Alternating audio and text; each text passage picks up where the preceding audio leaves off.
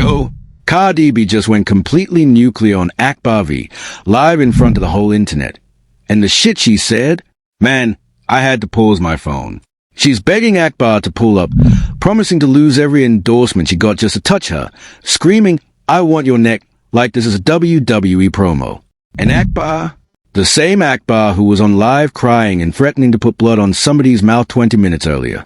Brew really woke up, poked the Bronx, and thought the Bronx wasn't gonna poke back. Before we get into it, like, subscribe, don't miss it. Nah? Alright, you'll buckle up, because what went down between Belcalis Almonza, yeah, Cardi B herself, and Valdez Rita Davis, better known to the internet as Akbar V, is not your everyday rap girl squabble. This is one of those moments where the timeline splits in half, where you can literally point at the clock and say, that's the second Akbar V's career started shrinking in real time. And I know that sounds dramatic, but stick with me, because by the time we're done walking through this, you're gonna see exactly what I mean. Here's the setup. Late Friday night, Cardi hopped on X Spaces, no publicist filter, no PR-approved statement, no cleaned-up caption, and she unloaded on Akbar V with a kind of surgical Bronx fury we haven't heard from her in a while. And this wasn't random. This wasn't Cardi picking a fight for streams. This was a direct response to Akbar's reaction to Cardi's brand new single AHHA, which had just been dropped hours earlier as her first major release of 2026. According to Baller Alert, the whole thing detonated within minutes of a Tia Kemp TikTok live going viral. And that live? Phew. That live is where Akbar buried herself. Because see, Tia Kemp, who had become one of the loudest voices in the culture's comment section, decided to cue up AHHA and play the record directly in Akbar V's face, live, in front of thousands of viewers. And Akbar, she cracked. Not in a subtle way. Not in a keep your composure and clown it off kind of way. She cracked wide open. She started tearing up on camera. And then, in the middle of that on-air breakdown, she opened her mouth and said one of the dumbest things you can possibly say when a Bronx rapper is watching. She said she was gonna put blood on that BCH mouth, aimed straight at Cardi. Yo, who threatens violence while they're crying. Pick a lane, ma. You can't be sniffling and swinging in the same sentence. It doesn't work like that. And listen, Akbar clearly didn't think this thing through. She threw a blood on the mouth threat straight up into the universe, and then acted genuinely shocked when the universe threw a whole Bronx rapper back down at her. That's not how the streets work. That's not how the internet works. That's definitely not how Cardi B works. You don't put a threat in the air and expect it to just float away, especially when the person you're threatening has a phone, a space, and a fan base that clips everything within 30 seconds. Cardi didn't sleep on it. Cardi didn't consult her team. Cardi didn't do the let me pray on it thing. She logged on and lit the whole timeline on fire. Now, before we get into the receipts, and trust me, there are receipts, let me set one thing straight. This is not a spontaneous, out-of-nowhere feud. This is the eruption of a 4-year Cold War that Akbar V has been quietly poking with a stick since 2022, according to Billboard coverage of the ongoing back and forth. Every time Cardi hits a milestone, Akbar shows up in the mentions. Every time Cardi drops something, Akbar has an opinion. And Friday? Friday was the day the cup finally overflowed. So let's walk through the receipts one by one, because you need to hear these in order to really understand why this thing went nuclear. Okay, so let me line up these receipts one by one, cause you'll need to hear this in sequence to fully understand why the internet has been rattling ever since Friday night. First receipt. On Friday's Tia Kemp livestream, Tia, being Tia, queued up AHHA and press play directly in Akbar V's face. No warning. No mercy. Just a beat dropping in real time while Akbar sat there absorbing every syllable. And Akbar's whole vibe cracked.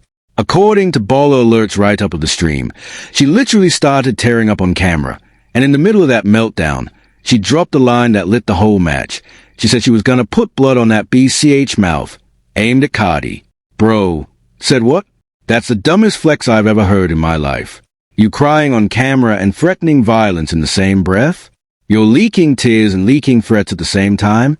Pick a lane, ma, because those two energies do not coexist. You can be the crying girl or you can be the tough girl. You cannot be both simultaneously and expect the internet to take you seriously. Second receipt. That same Friday, Cardi jumped on X Spaces and went absolutely scorched earth. Straight from the audio, and I'm quoting exactly what Baller Alert transcribed word for word. Trash. Always bothering women. Always bothering people. We all got problems. Bro. Everybody got problems. And Cardi wasn't finished there. She kept going. Imagine you having problems, BCH, and then somebody that you don't even F King know come on the F King internet talking his tea about you for no F King reason. Then came the line that really shifted the whole tone of the room. BCH, you disturb my peace. You're gonna have to pay the price for it. When I heard that pay the price line, I sat up straight in my chair. That wasn't a bar. That wasn't a punchline. That was a warning shot fired in slow motion, and every clip that circulated afterwards proves the internet heard it exactly the way I did. Third receipt. Cardi zoomed in on that blood on the mouth threat and refused to let it breathe. She didn't gloss over it. She didn't pivot. She latched onto it with both hands. Her exact words on the space, quoted directly from Baller Alert transcription. F King Clown, talking about you're gonna put blood on the BCH mouth. Who you gonna put blood on? BCH. Do it now. Do it right now. Do it right now. I want you now. And then she went even harder. Matter of fact, send your best BCH. I'll be outside comfortable. BCH all the time. Send it. Yo. When I read this back, I had to do a full double take. Is she serious? She's on a space, in front of thousands of listeners, telling a whole rapper to send your best B chapter. That's the point where I knew Cardi wasn't playing internet games anymore. She wasn't performing. She wasn't posturing. She was daring somebody to prove the threat. And Akbar? Nah. Sis, you can't scream, put blood on her mouth, and then log off when the smoke actually shows up at your doorstep. That's not how the code works. Fourth receipt. Cardi called Akbar's whole TikTok energy fake, and I quote her word for word. You make it sound good to your TikTok friends, BCH, like you're tough. You're not like that hoe, and everybody pulls your card. That line right there, that's where Akbar lost the whole plot. Because Cardi didn't just insult her, she diagnosed her. She held up a mirror, and every comment section under every clip is now echoing the same diagnosis. That's a killer of it all. Cardi didn't have to convince anyone. She just had to say it out loud and let the internet nod along. Fifth receipt, and this is the one that Nicki Minaj Barbz are gonna dine out on for weeks. Akbar apparently thought a specific bar on AHHA was aimed at her personally. Cardi shut it down cold on the space, saying that ST was whack. That's for me. B chapter. It ain't for you. B chapter. You're gonna know when I'm talking about you on the song. You're going to F King know. Then she added a follow-up that made the entire timeline gasp. I'ma let you know I'm talking about you, but you gotta wait on it and sit on it. Cause if when I say so, B chapter. And then, in a moment of pure clarity, Cardi pinpointed the exact line Akbar was reacting to. Oh, maybe that's why you thought I was talking about you, because I said, you bark pretty loud for a lapdog. And per genius, that bar of AHHA goes verbatim. B-Sage, you bark pretty loud for a lapdog ought to get this kinda house. You gotta sell your catalog. Cardi's follow-up on Spaces, but that wasn't about you. I'd just be rapping. I'd just be saying ST because it just fit in the F King song. Brew. She just told a whole rapper, on a public space, with her whole chest, you're not important enough to be on my song. That's a level of disrespect I don't even have vocabulary for. That's the kind of dismissal that echoes for years. Now that we got the quotes locked in, let's connect the dots, because the timeline is where this really gets crazy. Alright, you'll gotta zoom out with me for a second, because the timeline on this whole situation, wild. And I mean genuinely wild in a way that most outlets aren't emphasizing. That Cardi space dropped minutes after Akbar's crying video started going viral. Not days, not hours, minutes. Cardi didn't sleep on it. Didn't consult a publicist, didn't do the let me pray on it thing, didn't schedule a team meeting to discuss messaging strategy. She went live while Akbar was still visibly sniffling in another tab. That's Bronx response time. That's the kind of speed you can't fake.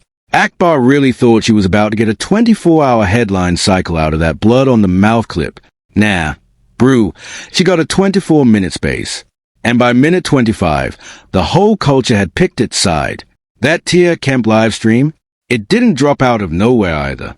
It happened while Akbar and Yuntai, the industrial plastic bag of TikTok, you'll know exactly who I'm talking about, were already going back and forth about Cardi B in the comments and quote tweets. So Akbar wasn't ambushed. She walked into that live already emotionally spun up, already trying to defend her position, already leaning into the tough girl bit, and then Tia hit her right between the eyes with the record itself. Any smart person, at that exact moment, would have muted the audio, laughed it off, thrown a cute next, and moved on with dignity intact. But Akbar's not in a smart season right now. Akbar's in a reaction season, and the algorithm is feeding her reactions like candy. Then there's AHHA itself, and this is where the context gets even more delicious. Just Jared. The record dropped Friday, July 31st, 2026. Cardi's first single of 2026. Her first new music since Either Drama. Dropped last fall. That's the context nobody is talking about, and it's a context that changes everything. This isn't a diss record era for Cardi. This isn't a beefing to stay relevant era. This is a I'm back in my bag era. Cardi is coming off being the most nominated artist at the 2026 BET Awards, according to Billboard. She just became the first female rapper to sell out back-to-back Madison Square Garden and Kia Forum shows on her Little Miss Drama tour. That's a woman Akbar V decided to challenge in 2026. That's a mood board. That's a momentum. That's who you step to. And that lapdog bar landed in the exact same window Akbar dropped her own record, You Ain't Pretty, on July 3rd, a full-on Cardi diss, Pabolo alert, that used a pretty and petty instrumental and went straight at Cardi's relationships, her looks, her upbringing, all of it. So Akbar's whole argument of, she came at me first, completely disintegrates when you lay the timeline flat. Because Akbar was in the booth with the knives already drawn a full 4 weeks before AHA even existed as a file on a hard drive. She swung first. She missed. And now she wants the internet to believe she's a victim? Nah, sis. So Akbar really thought nobody would connect these dots? That's when you know she doesn't have real advisors in the room with her. Because a real advisor would have caught this before it became a public receipt. And the history? Oh, this ain't new either. Per Billboard, this whole thing started September 26, 2022, when Akbar allegedly subtweeted the Tomorrow 2 numbers with Glorilla, then dragged Offset, Nicki Minaj, and both women's families into it in a single afternoon. It escalated into 2024 when Akbar was attacked in New York that April and accused someone in Cardi's circle, with zero public evidence linking Cardi to it. Pabolo alert. Zero. None. Nada. Point is, this beef is 4 years deep. Akbar has been running this same bit since 2022, hoping one of these swings would land. But here's where it gets even more interesting, because the details inside Cardi's space, that's where the real story lives. Now check this out. Nobody in mainstream hip-hop media is talking about the actual details embedded in Cardi's space, and there's straight-up forensic gold in there. Let me walk you through it. Detail 1. The word peace. Cardi didn't say you disturbed my career. She didn't say you disturbed my brand. She didn't say you disturbed my bag. She said, very specifically, you disturb my peace. That word choice is calculated. That word choice is deliberate. Peace is what mothers say. Peace is what churchgoers say. Peace is the word you use when you're about to justify something a lawyer would rather you not justify on a public recording. Cardi framed this entire confrontation as self-defense of a personal space, not as beef. That's the Bronx switching from rapper mode into grown woman mode, and Akbar didn't catch the shift.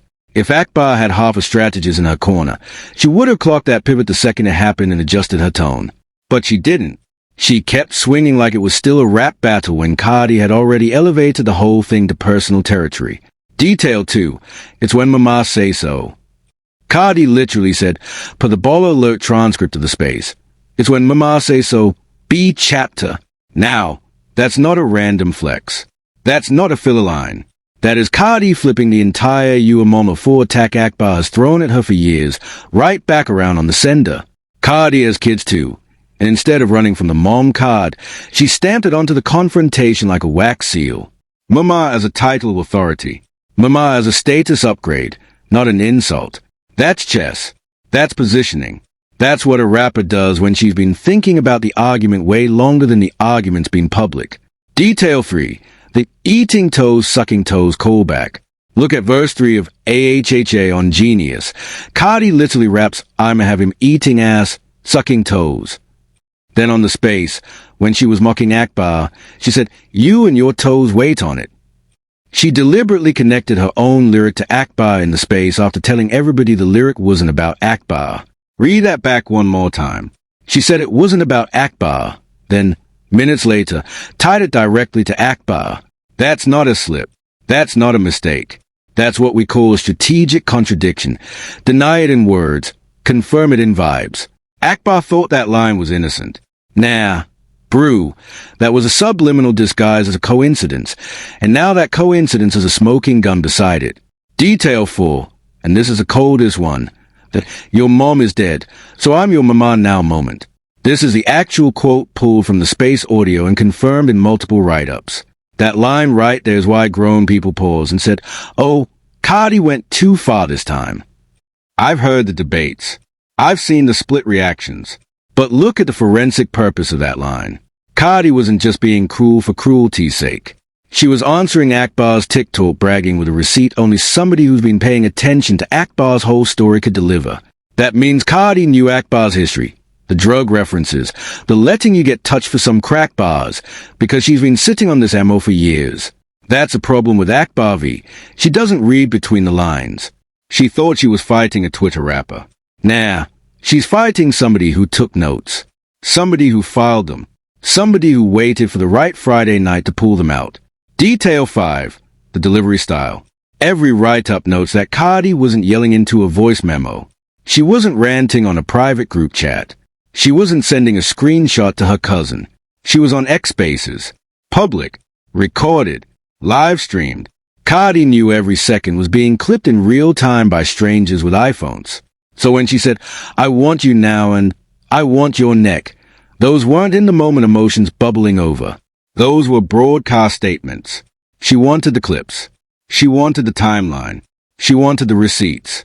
Now let's see how the media covered this, because that's a whole other story. Different outlets framed this thing wildly differently, and that alone tells you what's really going on beneath the surface. Baller Alert framed it as Cardi unloading and going nuclear, leaning fully into the Bronx woke up and chose violence narrative. Their coverage sent to the send your best BCH energy and the pay the price warning. That framing says, in effect, Cardi is the aggressor, and the aggressor is justified. It's a framing that treats Cardi's rage as a righteous response, not an overreaction. Billboard framed the whole thing as a rehash of a 2022 Twitter beef about Tomorrow 2 numbers. Very sanitized. Very corporate. Very these two have history. No emotional weight. No dramatic tension. No editorial heat. That framing serves a corporate reader who wants context, not confrontation. But remember those bars from earlier? That lapdog line? That's not a Twitter feud. That's a public diss dressed up in radio-ready packaging.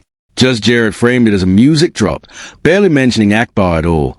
The headline was about AHHA being the first single of 2026 off Cardi's post-Am I the Drama run. Just Jared's spin was album era launch. That interpretation treats Akbar like she doesn't even exist in the story, which, honestly, is the funniest framing of all three. It's a framing that hurts Akbar the most, because being ignored is worse than being insulted. Now, some of Akbar's supporters, and yes, she has them, are saying Cardi crossed a line with a "your mama is dead" comment. They are saying Cardi's the real bully in this equation. They are saying Akbar is the victim being ganged up on by Cardi, Tia Kemp, and Yuntai all at once. But those are the same people who genuinely believe You Ain't Pretty was gonna end Cardi's career on July 3rd. It didn't. Not even a little. So forgive me if I don't trust that particular scoreboard. Akbar supporters are also spinning this as Cardi only responded because she's threatened. Nah, that's not it. If Cardi was actually threatened, she'd have said the record was about Akbar. Instead, she said the exact opposite. The diss isn't ready yet. Wait on it. Sit on it. It's coming when I say so. That's the confidence of somebody who knows the receipts we already went through favor her, not the confidence of a woman who was crying on a live 20 minutes earlier. But here's what nobody is saying, and this is where it gets interesting. Here's what nobody is talking about, and this is the angle mainstream hip-hop media will not touch, because it makes half their content strategy look stupid. So let me just say it out loud. This isn't a rap beef. This is a psychological warfare masterclass, and Akbar V walked into it wearing sandals. Think about it for a second. Cardi didn't drop AHHA as a diss. She dropped it as bait. Because Cardi knew, the same way you know the sun's coming up tomorrow morning, that Akbar V could not physically hear a single Cardi B verse without personalizing it. 4 years of subtweets prove that. 4 years of receipts prove that. So Cardi baited a shot into the record that could go either way, that lapdog line, that sell your catalog line, and then she just waited. Waited to see who would bark first. Waited to see who would bite the hook. Waited to see who would tell on themselves. And who bit? Akbar, on Tia Kemp's live, in front of everybody, crying. Akbar V is playing checkers while Cardi B is playing 4D chess with a Bronx accent and a Cartier buff. And the media isn't gonna tell you this, because they need the female rap beef clickbait to keep the wheels of the content machine spinning. But real ones see it clear as day. Cardi hasn't dropped a solo hit record in a minute. What's the fastest way to make a comeback single trend? Get somebody more desperate than you to react to it in public. Get somebody more emotionally unstable than you to give it the reaction that turns every algorithm's head. Akbar handed Cardi that space clip for free. Every screenshot, every you bought pretty loud quote, every your mama's dead clip. That's not beef. That's promotional material. That's a marketing campaign wearing beef's clothes. That's PR disguised as personal. Now go deeper with me. Remember that sell your catalog bar we broke down earlier? Here's the real angle nobody's touching. Cardi knows Akbar doesn't have a catalog. That's not just an insult. That's a thesis. That's Cardi drawing a class line in the sand. The entire AHHA record is about hierarchy. Cardi with the Cartier buffs, the Caribbean Airbnb, the black trucks that look like Trump, establishing an economic gap between herself and everybody yelling in her comment section. And Akbar V's response to that hierarchy was to yell about violence. Because when you can't argue the numbers, you argue the streets. When you can't compete on receipts, you compete on rumors. That's what dying relevance sounds like out loud. Akbar V represents the OLD guard that the culture is done watching argue on X Spaces. And she's giving the culture exactly what they want. A slow-motion self-destruction they can screenshot. Angle 2 of this a bit in take. The industry politics. And this one, they'll really never touch. There's a reason no major label is stopping Akbar from doing this.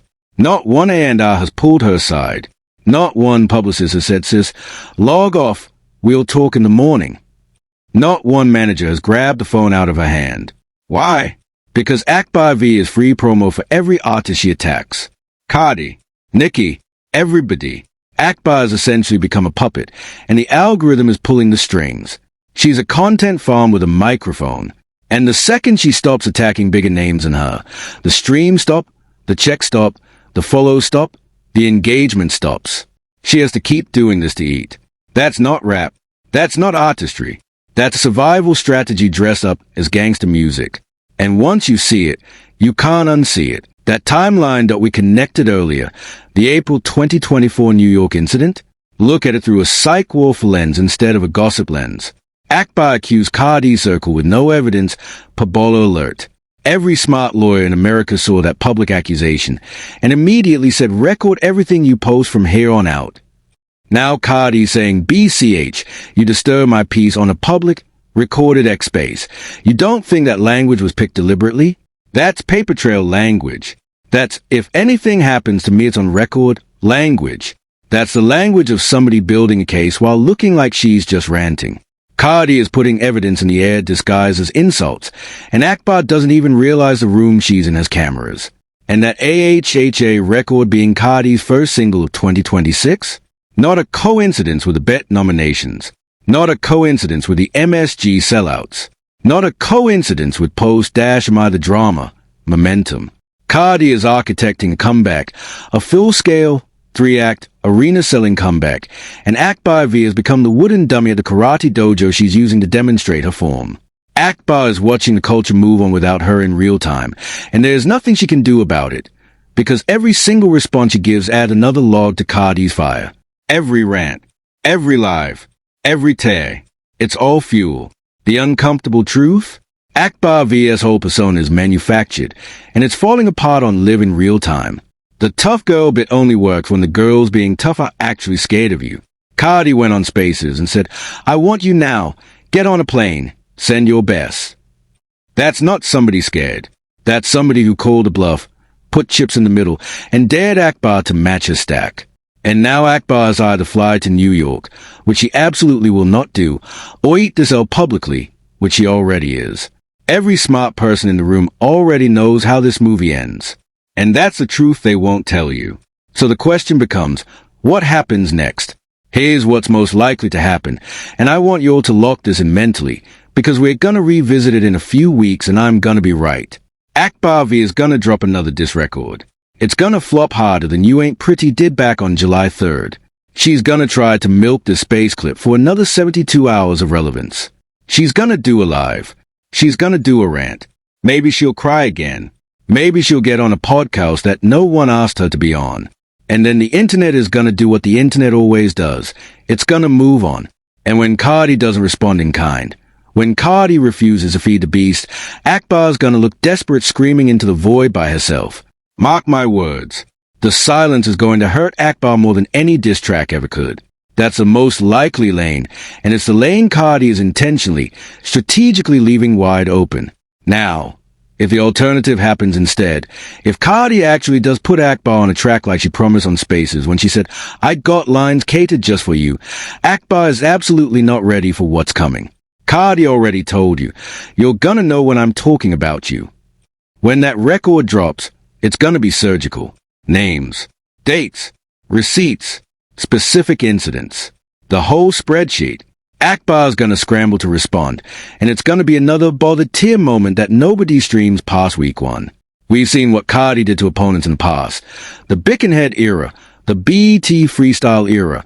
Akbar V does not stand a chance if Cardi decide to actually take this serious and the boo with producers she trusts. That's scenario 2. And here's the crazy part. Either way, Akbar loses. Silence kills her. Music from Cardi kills her deader. Now looking at the bigger picture, because this is a cultural pivot point, not just a personal squabble, let's zoom all the way out. Female rap right now, in 2026, is stacked. Cardi, Nicki, Glorilla, Sexy Red, Lato, Doki, Ice Spice. Real artists making real music with real numbers. There's no lane, I repeat, no lane, for a rapper whose entire strategy is wait for the queens to trend and jump into the mentions. That lane is closed. That lane got paved over. That lane became a parking lot. The culture is exhausted of it.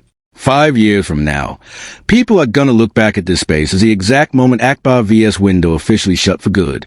She's gonna become a footnote in Cardi's Wikipedia, right next to the 2022 Twitter section, right underneath a sentence that reads, Akbar V reacted to H8A and never recovered. And Cardi? Cardi's gonna be selling out arenas, running bet nominations back, executive producing, building her third act as one of the defining artists of her generation. This moment is legacy elevating for Cardi and legacy ending for Akbar. She's watching her relevance evaporate in real time, and there's nothing she can do about it. Because she's a small dog with a loud mouth, and eventually the whole neighborhood stops flinching when she barks. Wait till the album comes.